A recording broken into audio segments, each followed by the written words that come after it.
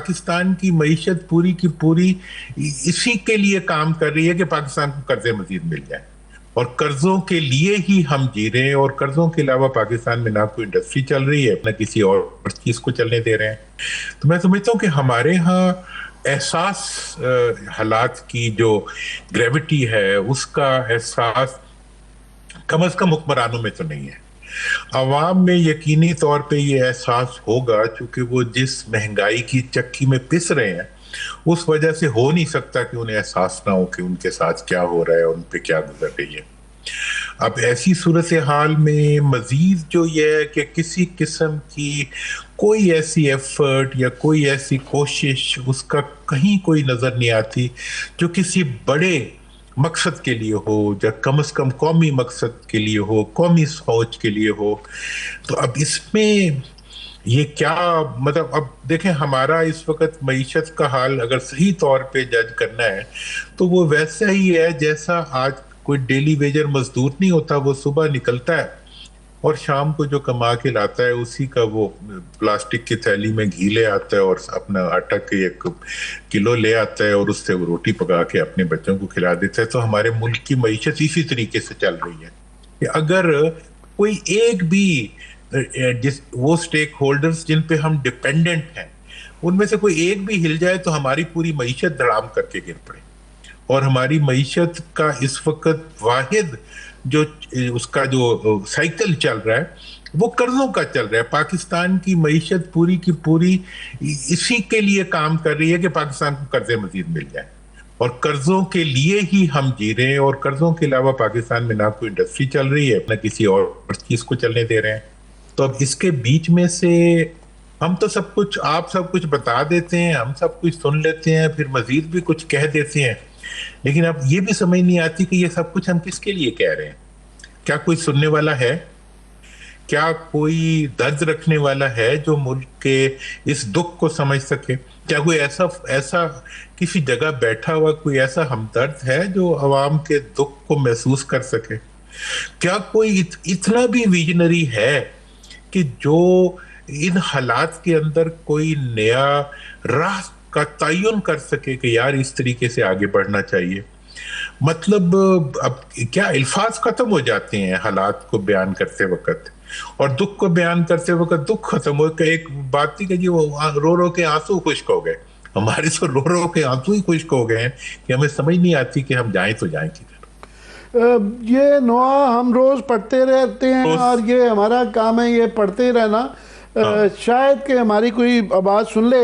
एक और बहुत बड़ी डेवलपमेंट हमारे खित्ते में हुई है जिसके ऊपर हमारे मीडिया में या पब्लिक डोमेन में कोई बहस नहीं हो रही, वो भारत का और यूरोपियन यूनियन का जो ट्रेड माहिदा हुआ है कि दोनों ने FTA फ्री ट्रेड एग्रीमेंट के उन्होंने तकरीबन 95 से 100% के दरमियान जो है एक दूसरे पे कोई टैक्स नहीं होगा, कोई टैरिफ नहीं होगा। अब हमारे लिए उसके बड़े मुज़मरात हैं। एक तो जाहिर है पहले ही उनकी $140 बिलियन की ट्रेड है, और ये दुनिया की कह रहे 25% जो ट्रेड है वो इंडिया और उसके दरमियान में है, और GDP दुनिया का 25% और 33% के करीब ट्रेड है इन दो ब्लॉक्स के अंदर। हमारे लिए एक बहुत बड़ा मसला ये है, दो मसले। एक तो ये कि इंडिया की हमें वैसे ही तकलीफ होती है ज़्यादा, और इसलिए भी कि अगर इंडिया के हालात बेहतर होते हैं तो उनका पहले ही डिफेंस बजट हमारा, हमने 50-60 साल जो है $2 बिलियन से अपने बुरे तरीन हालात के बावजूद डिफेंस में दुरानी साहब $2 बिलियन का फ़र्क नहीं था पड़ा। अब हमारा जो है $10-11 बिलियन पे डिफेंस का बजट है, क्योंकि उनके पास बहुत ज़्यादा रिसोर्सेज आ गई हैं, वो 90-100 बिलियन डॉलर तक चले गए हैं। और अगर ये इससे वो ज़्यादा उनकी ग्रोथ होती है तो उसके लिए हमारी एक ये मुश्किल है।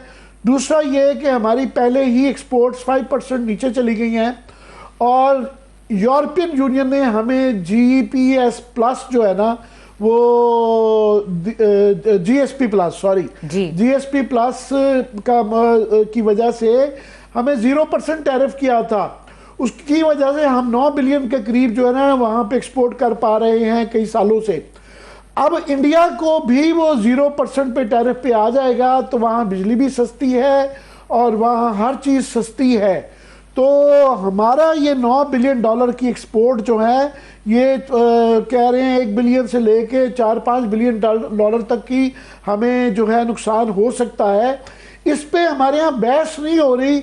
आप इन चीज़ों को बगौर देखते हैं, क्या कहेंगे? देखें आमिर भाई, बहस का तो तब सवाल पैदा हो अगर कोई इम्कान हो। अब बात यह है कि हमने हर चीज की प्रोडक्शन हमारे मुल्क में जो है हमने उसको खत्म कर दिया है। हमने कोई ऐसी फैसिलिटी इंडस्ट्रियलिस्ट को या किसी भी प्रोड्यूसिंग मतलब इंडस्ट्री से लेके जिंदगी के किसी भी शोबे को हम नहीं दे रहे जिसकी वजह से हमारी एक्सपोर्ट जो है वो इंक्रीज हो सके। हमारे पास सिर्फ एक ही एक्सपोर्ट है और वो दौरों की एक्सपोर्ट है कि हमारे हुक्मरानों के दौरे जो हैं हम उसकी मार्केटिंग करते हैं। नंबर 2, हमारे पास अगर कोई अवाम को देने के लिए अच्छी खबर है तो वो ये है कि जनाब अमरीकी सदर ने हमारा नाम ले लिया। अगर हमारे पास कोई अच्छी बात है तो वो ये है कि जी हमें कहीं गैर मुल्क में कहीं से कोई हंस के हमें किसी ने देख लिया। अब मैं आपको ये बताऊं कि अभी मैं बहुत अहम ताजरों में बैठा हुआ था, मतलब अब आप असल में हर चीज इतनी तफसील से बता देते हैं कि मतलब रिपीट करने का फायदा कोई नहीं होता। मतलब कहीं कोई उम्मीद नहीं। इस वक्त दुबई के अंदर सबसे ज्यादा जो इन्वेस्टमेंट है रियल एस्टेट में, पाकिस्तानियों की है। पाकिस्तानियों के पास पैसे तो है लेकिन पैसा तो वहीं लगता है जहां से पैसा आना हो। पाकिस्तान में जो सबसे बड़ा बिजनेस इस वक्त हो रहा है वो हमारी इंडिया तो अपनी प्रोड्यूस को एक्सपोर्ट करके अपना इंपोर्ट का वॉल्यूम बढ़ा रहा है।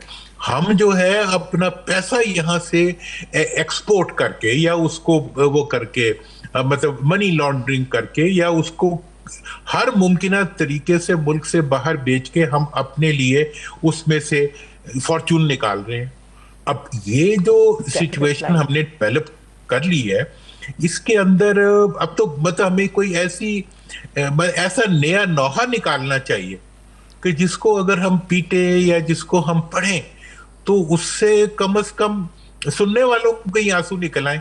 अभी तो यह है कि जी बस क्या कहें, यही कुछ हम कहते हैं, कुछ भी नहीं है, कोई चीज नहीं चल रही, कोई पहिया नहीं चल रहा, कोई मतलब कोई बात नहीं हो रही। इवन आपस में बातचीत करने के लिए भी कोई तैयार नहीं। Everybody is least bothered. अब मैं आमिर भाई आपकी पास जब आता हूँ बात करता हूँ, सच्ची बात है मेरे पास तो अल्फाज ही नहीं होते कि मैं क्या कहूँ, क्योंकि आप पढ़े लिखे आदमी है, हर चीज आपने देखी हुई है, हर आपके सामने डेटा पड़ा हुआ है। अब इस डेटे की मौजूदगी में अपने हुक्मरानों के बारे में नोहा पढ़े तो क्या पढ़ें, किसी को अच्छा कहें तो क्या कहें। फिर तो हम इतना ही इन्हें कहते हैं कि यार कुछ थोड़ा सा वो हया करो, कुछ थोड़ा सा शर्म करो। वो अच्छी बात कर दी है, कोई हया होता है, कोई शर्म होता है, मतलब यहाँ तो कुछ भी नहीं होता है। यहाँ तो अब बातें भी मतलब नहीं रही लोगों के पास करने के लिए, मतलब हुक्मरानों के पास कुछ भी नहीं। देखें अब दहशतगर्दी का चैलेंज जो आज हम फेस कर रहे हैं, आप कहीं KPK में चले जाएं या बलूचिस्तान में चले जाएं, ओवरऑल मुल्क में देख लें, एक तरफ तो मुआशी दहशतगर्द जो है वो हमारे हाकिम है और दूसरी तरफ जो है दहशतगर्द जो है वो हमारी मईशत से लेके हमारी हर चीज को उन्होंने जाम किया हुआ है। और इकोनॉमी का नाम की कोई चीज, इकोनॉमी के तो मेरा ख्याल है किसी ने कभी, इस वक्त तो इनके स्पेलिंग्स भी नहीं आते होंगे हमारे हुक्मरानों के कि मईशत किसको कैसे हैं, मतलब। और PWD बंद कर दिया। मैं आज कह रहा था PWD से पहले तो इन्हें FBR बंद करना चाहिए था। टैक्स सुपर टैक्स पे सुपर टैक्स लगा रहे, मतलब कैसे इंडस्ट्री चलेगी? टैक्स से इंडस्ट्री चलती है, मतलब टैक्स से इंडस्ट्री बंद कर रहे हैं ये, मतलब हर चीज जो हिल रही हो उसको ये बंद करना चाहते हैं।